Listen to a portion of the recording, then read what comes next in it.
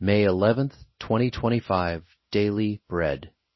Passage: Genesis chapter 31, verse 1 to verse 30.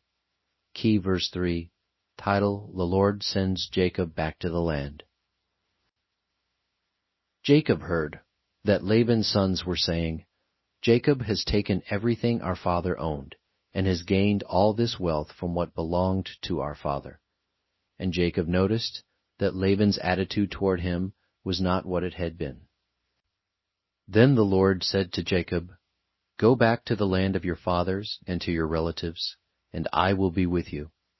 So Jacob sent word to Rachel and Leah to come out to the fields where his flocks were. He said to them, "I see that your father's attitude toward me is not what it was before, but the God of my father has been with me.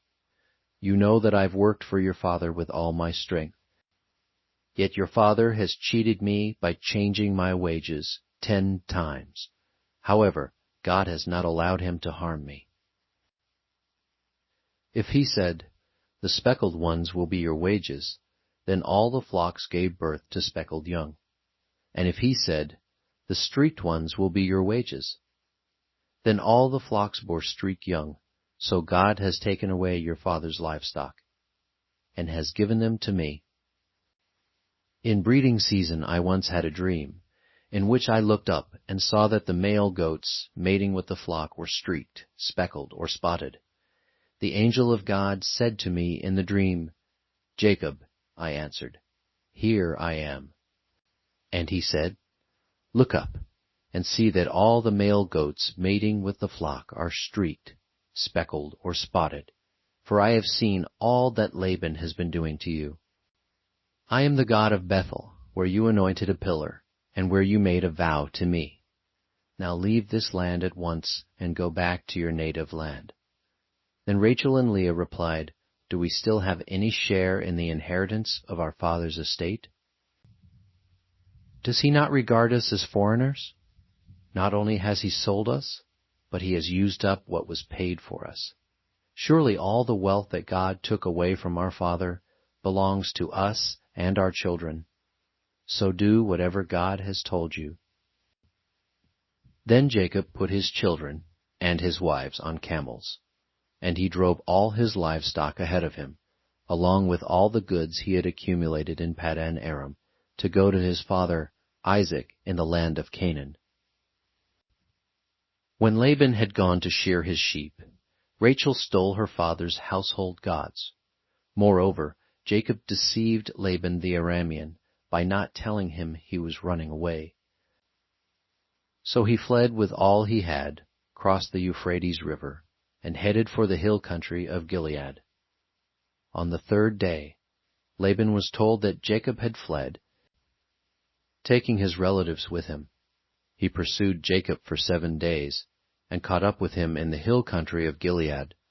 Then God came to Laban the Aramean in a dream at night, and said to him, 'Be careful not to say anything to Jacob, either good or bad.' Jacob had pitched his tent in the hill country of Gilead, when Laban overtook him, and Laban and his relatives camped there too. Then Laban said to Jacob, 'What have you done? You've deceived me, and you've carried off my daughters like captives in war. Why did you run off secretly and deceive me? Why didn't you tell me, so I could send you away with joy and singing, to the music of timbrels and harps? You didn't even let me kiss my grandchildren and my daughters goodbye. You have done a foolish thing. I have the power to harm you, but last night the God of your father said to me, "Be careful not to say anything to Jacob, either good or bad." Now you have gone off because you long to return to your father's household. But why did you steal my gods? Daily Bread Message. When Laban and his sons turned against Jacob, God intervened, giving Jacob direction. Calling his wives, Jacob shares his testimony, revealing a deep awareness of God's faithfulness to him. All this time, Jacob hadn't sought God, but God was with Jacob the decades he spent in Harran, as God promised. Jacob did as he wanted, or as Laban told him.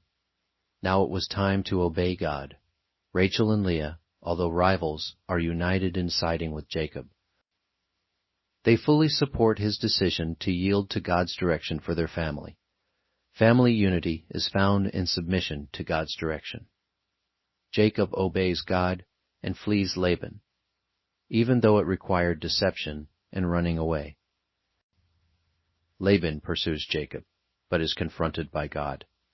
When he overtakes Jacob, he expresses his full displeasure, as well as his powerful position of being able to harm them. What prevented it? The God of your father spoke. As Laban asks about his household gods, secretly stolen by Rachel, God is exalted among them. No idol is able to counter God's purposes, and are nothing more than saddle cushions. Likewise, the Labans in our lives, who seem inescapable, have no power before our living God, who is with us. Prayer. Father, you are always proving your faithfulness and power. Help me reflect on this in my life and decide to obey your direction today. One word: united in following God,